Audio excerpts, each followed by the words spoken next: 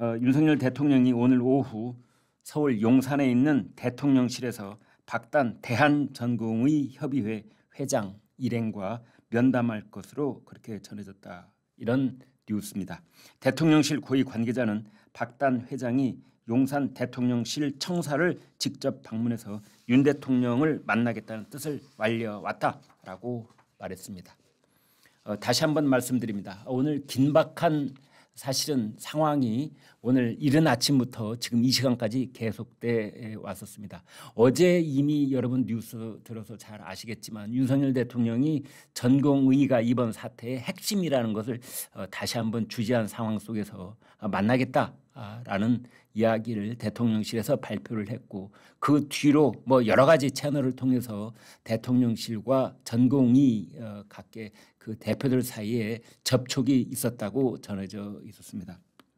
오늘 오전까지만 해도 저희가 취재한 바에 따르면 전공의들이 대통령을 만나도 그 이후에 벌어질 일들이 낙관적이지 않다라는 의견들이 많아서 대통령과 전공의 대표들의 만남이 비관적이다라는 말을 듣고 사실은 점심시간이 시작이 됐습니다.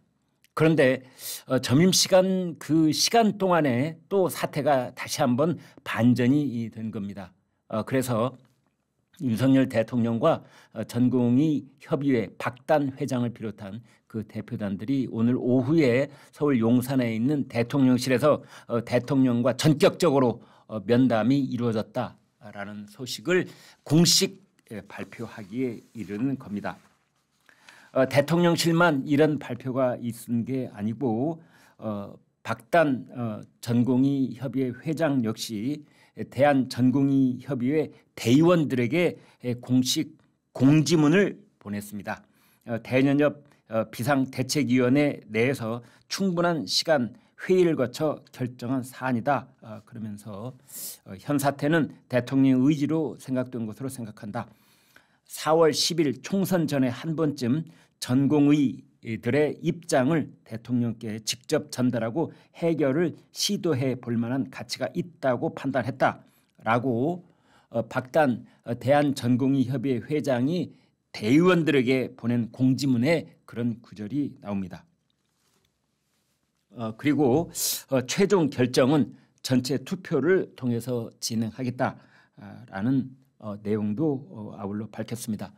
따라서 대통령실과 대한전공의협의회에서 양쪽이 공식적으로 오늘 오후에 대통령과 전공의 사이에 면담이 있다는 것을 밝힌 만큼 지금 이 시간 전공의들이 대통령실로 이동하고 있을 가능성도 있습니다. 구체적으로 이 회의가 전공의들이 비공개로 해달라고 대통령실에 요구를 했기 때문에 대통령실은 전공의들이 그 비공개 요구를 전격적으로 받아들여서 일단 회의는 비공개로 진행이 되고 그 회의가 끝난 다음에 공식 발표가 있을 것으로 예상이 됩니다. 다시 한번 말씀드리지만 오늘 오후 내일 사전투표를 불과 몇 시간 앞둔 오늘 오후 대통령과 그리고 대한전공의협의회 회장단이 드디어 용산의 대통령실에서 전격적인 만남을 지금 코앞에 두고 있다. 이 뉴스를 전해드립니다. 전공의들이 지금 의료 현장을 이탈한 지가 7주째를 맞고 있습니다. 이번 4.10 총선에서 가장 중요한 핵심 이슈 중에 하나가 바로 의료 사태인데, 이제 윤석열 대통령과 전공의들이 이번 핵심에서 양자라고 볼 수가 있다고 할 때 이 말을 맞대고 얘기에 들어가기 때문에 아마 그 협의 시간 제한 없이 무제한 협상과 토론을 할 가능성이 있다, 이렇게 예상해 볼 수 있겠습니다. 따라서 어떻게든 이제 오늘 저녁 그 결론이 도출될 것으로 보이고, 그 이후에 그 전공의협의회 회장들은 이걸 대의원 전체 그리고 회원들 전체에게 의사를 물은 다음에 오늘 밤 늦게나 내일 새벽에는 그 양쪽의 공식적인 입장이 발표될 것으로 보입니다. 따라서 이번 총선에서 사실은 가장 어떻게 보면 정부로서는 풀고 가야 될 그런 아킬레스건 중에 하나라고 보여졌던 의료 사태가 지금 결정적인 분수령을 넘고 있다, 이렇게 여러분께 소식을 전해드릴 수가 있겠습니다. 뭔가 해결의 실마리가 없었다면은 아마 오늘 오전에 부정적으로 봤다는 그 시각처럼 만남 자체가 성사되지 않았을 가능성이 있는데, 일단 대통령과 전공의 대표들이 만난다는 것은 해결의 실마리를 양쪽이 어느 정도 찾았기 때문에 만남이 성사된 것이다. 이렇게 분석도 가능한 것입니다. 일단은 한 5가지 정도를 얘기해 볼 수 있습니다. 첫 번째는 대학 입학 정원, 의대 입학 정원의 규모, 지금 2,000이라는 그 숫자로 상징되는 그 매년 2,000명씩 5년 동안 늘려간다는 그 숫자에 대해서 먼저 얘기를 해볼 수 있을 것입니다. 두 번째는 전공의들의 그 처우에 관한 개선, 이 문제를 얘기해 볼 수 있습니다.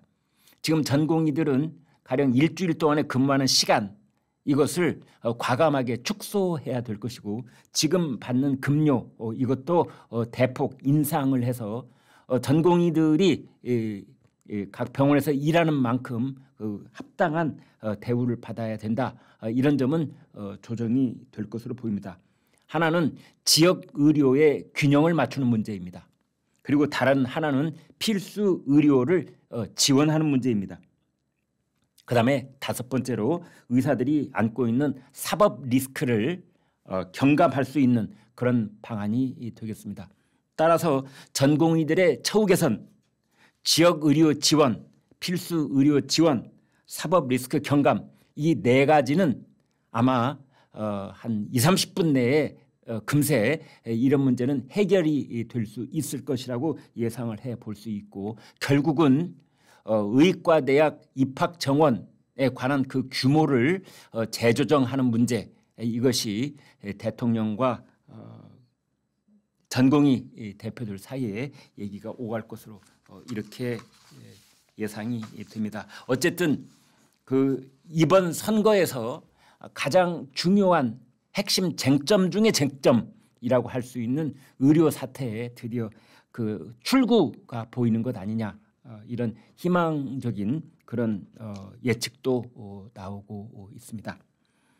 오늘 아침에 조선일보는 사설을 통해서 대통령에게 딱 하나 당부의 말씀을 하는 걸 볼 수가 있었는데, 조선일보 사설은 대통령에게 전공의들을 설득하기보다는 들었으면 좋겠다, 이런 얘기를 많이 강조를 했습니다. 이청득심이라는 사자성어가 있습니다. 써이, 들을 청, 얻을 득, 마음심. 네. 특히 국가 원수에 해당되는 그 최고위급 그 위정자들에게 해당되는 말이라고 할 수가 있는데요. 그런 최고의 그 위정자가 국민의 마음을 얻는 것은 국민을 상대로 해서 합리적이고 끈기 있는 설득 작업을 하는 것도 물론 중요합니다. 그러나 결정적인 것은 듣는 것이다. 말을 해서 상대편의 마음을 얻는 것이 아니라 들어서 상대편의 마음을 얻는다. 이게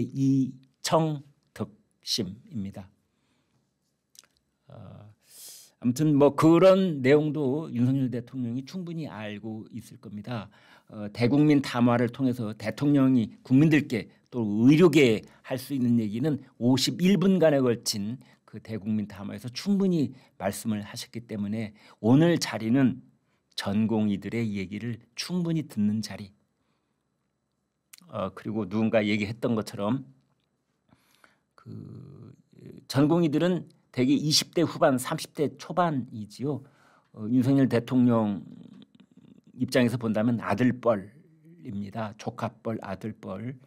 한 번씩 따뜻하게 안아주고, 그리고 시간이 저녁 시간까지 이어진다면 소찬이라도 내서 저녁도 같이 먹으면서 소주 한 잔이라도 따라 준다든지, 이거 좀 오바해서는 안 되겠습니다만 제가 뭐 돈 없는 얘기는 제 차원에서 하지 않겠습니다. 어찌 됐든 정말 국민들 보시기에 마음이 따뜻해지고 어떤 응어리진 매듭이 좀 한꺼번에 환하게 풀리는 그런 소식이 저녁 무렵에 좀 전해지기를 저희 시청자들과 함께 기대해 보겠습니다.